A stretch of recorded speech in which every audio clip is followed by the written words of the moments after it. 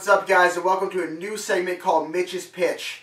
Right here is Scott. He's our producer. He's in charge of editing, uploading, all the backstage stuff for the normal pitch. We're still going to be doing the normal pitch with me and Peps. However, sometimes since we are a two-week show, we have a lot of information that we have to cover, and it's not going to all be able to be covered in that 15 minutes. So all this news that's not normally going to be discussed, now we're going to have a chance to discuss it. You guys can Facebook us, Twitter us, send me some questions, and we can talk about this. It's also going to be a little bit more interactive as far as questions goes. It should work out pretty good. If it doesn't, we can always cut it. But go ahead, Scott. Here we go. Okay, we're going to start off with some NHL. The NHL Trade Deadline has passed.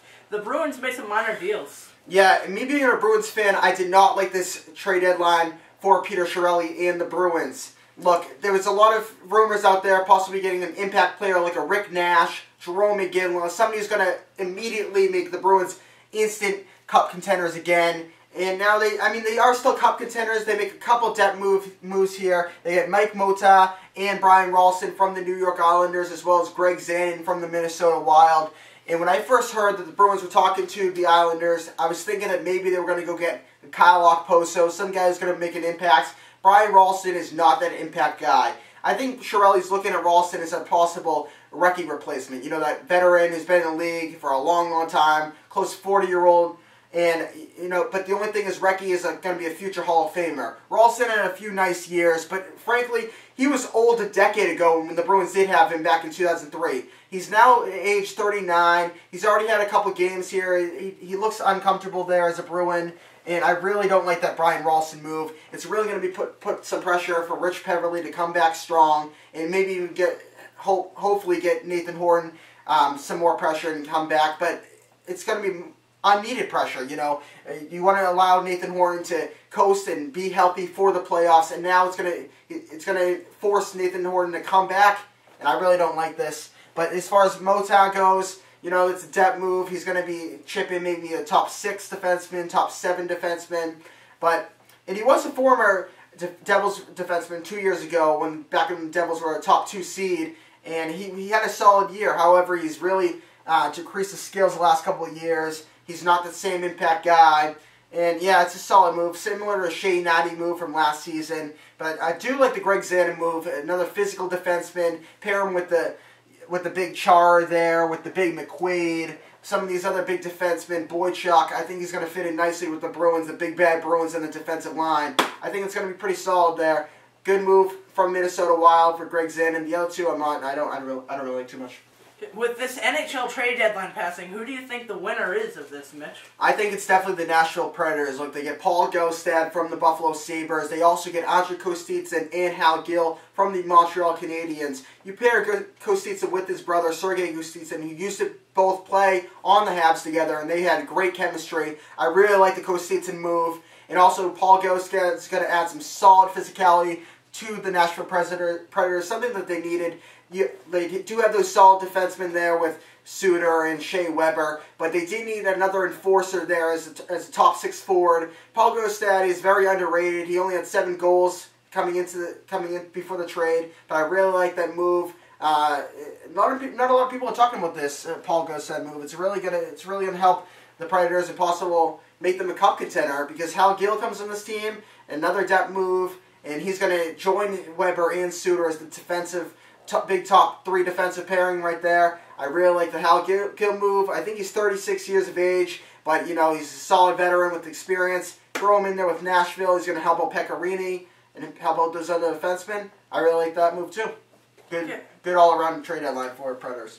So Tuukka Rask of the Boston Bruins is out 4 to 6 weeks, so we bring in Marty Turco. Mm-hmm. Yeah, and Peter Chiarelli is saying that it's going to be more towards the 6-week mark. This is devastating news for the Bruins.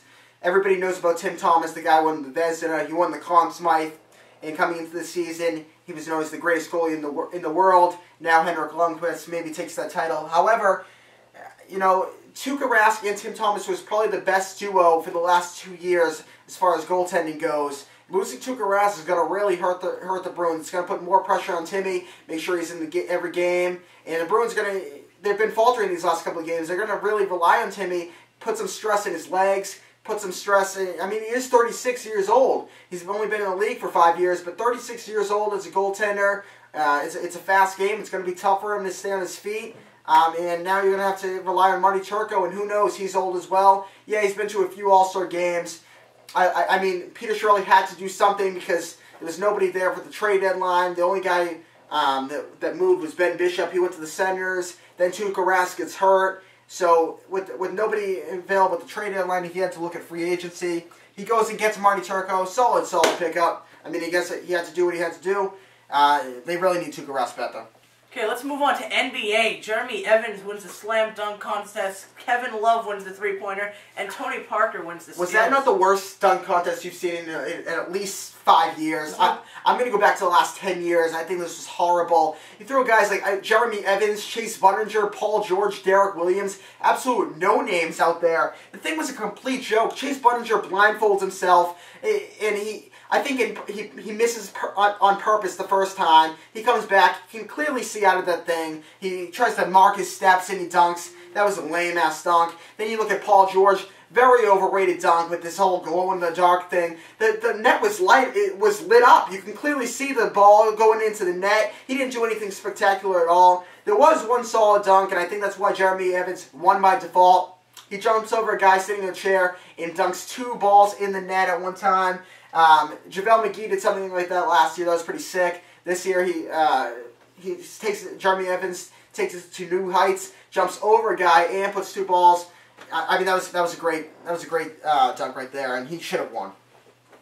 And also going to Kevin Love, I think this is a big statement for him. Everybody looks at him and compares him to Blake Griffin. Oh yeah, he can throw up rebounds, he can put up points, but he's playing on an awful team. A lot of people don't know that he's one of the best three-point shooters in the game, and you don't really see a guy who's 7 feet that good from beyond the arc. I think he's a tremendous shooter, and he really showed America that he can actually shoot. And also Tony Parker winning the skills competition, a guy who's what, 33 as a point guard. That's pretty old. And what he's done for the Spurs these last 10 years or so has been huge. And I think it really shows that he's still an elite player and he still has some real serious skills. I really like what Tony Parker did, beating out the younger guys like Rajon Rondo and Darren Williams. That was a good skills competition for him. Okay, so the NBA trade deadline is approaching, and Danny Ainge is taking offers for Rondo in the Big Three.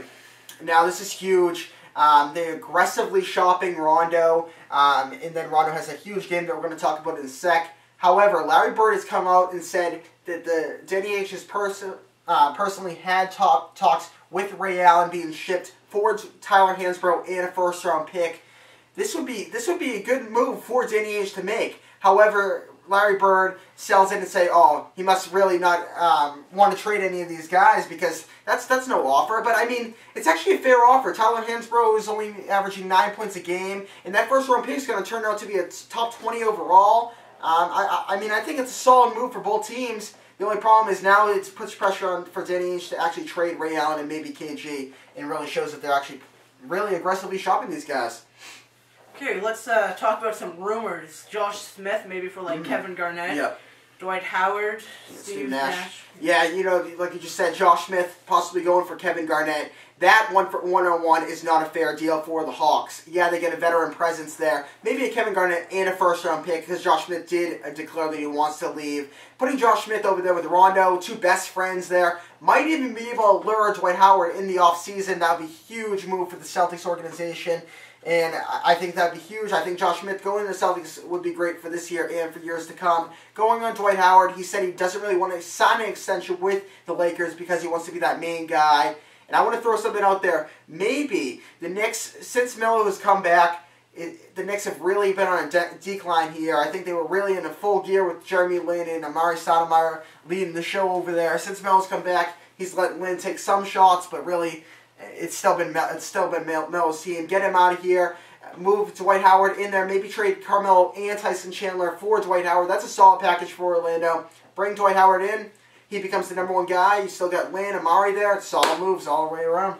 Okay, how about Rondo having that 18 point, 20 assists, 17 rebound game? That was huge. Right after all these rumors, Rondo says, "Listen, keep them coming because it only makes me want to do better." That was great. And right after that, Darren Williams, he's also being rumored to be traded for, puts up 57 points with that weak Nets team. I want to ask you guys, Message us on Facebook, Twitter, whatever. Say, who do you think had the better game? Darren Williams with the 57 points or Rajon Rondo with that insane triple-double? I'm going to go with Rajon Rondo because of the 20 assists. I think that was huge. However, 57 points with that horrible team, the New Jersey Nets, being constantly double-covered, that's a big game as well. I think both players made a huge statement with all these trade rumors. Okay, let's move on to MLB. Ryan Zimmerman signed 6 years, $100 million with the Nats. I really like what Washington's doing. They get the young Gio Gonzalez, southpaw, bring him into that rotation. Now you got Jordan Zimmerman. You also got Steven Strasburg and Gio Gonzalez. That's a real formidable trio going forward as your starting rotation.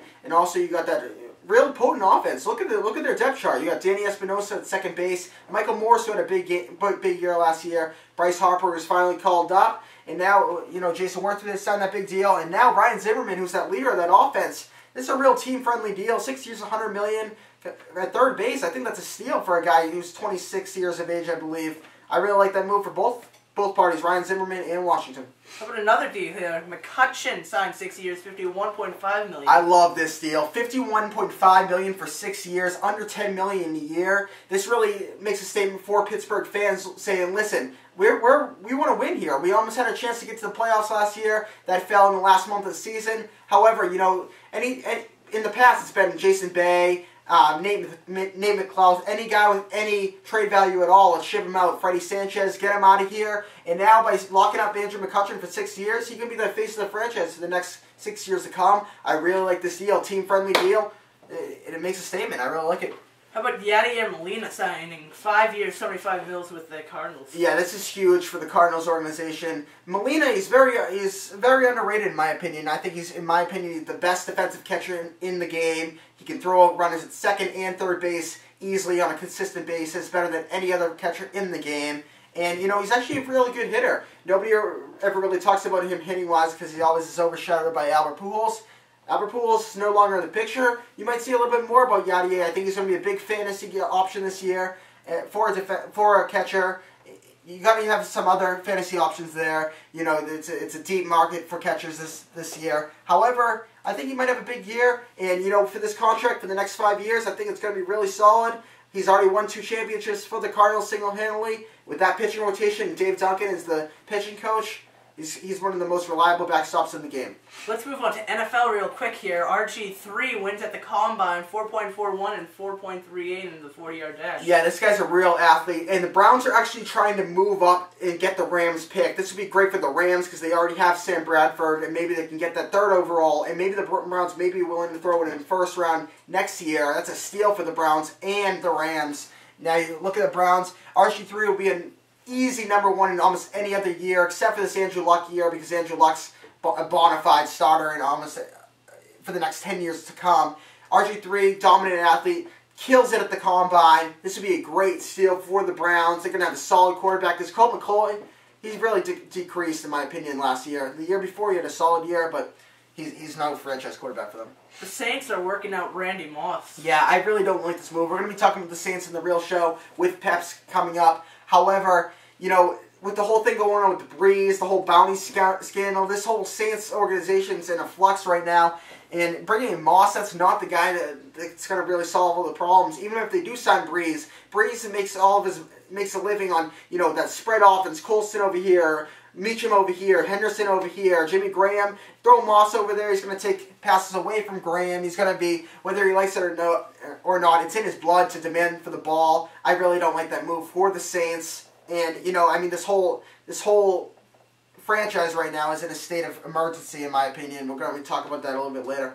One last thing here. Brandon Lloyd's talking with... Yeah, Brandon Lloyd's talking with the Patriots. His old offensive coordinator, Josh McDaniels, in which he had the 2 years ago the most receiving yards as any receiver. And he said, listen, I fit perfectly with this Patriots system. I really like Josh McDaniels. I like the Patriots. I want to work with Tom Brady. I think it'd be great for the Patriots uniform. Nice class act guy. 31 years of age, that's fine. You got younger guys with Gronkowski, Hernandez, who can help him along.